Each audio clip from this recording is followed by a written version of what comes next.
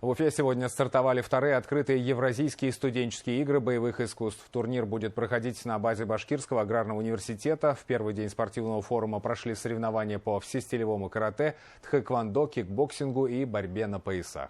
Последняя дисциплина стала одной из самых представительных. Башкирские борцы сумели выиграть сразу в нескольких весовых категориях. А в этом году серьезную конкуренцию им составили представители Карачаево-Черкесии.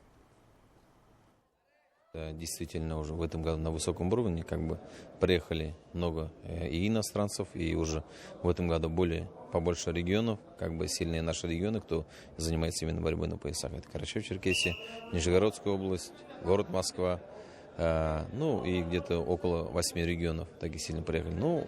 С 10 утра борются ребята, каждый на уровне международных стартов проходит наши соревнования.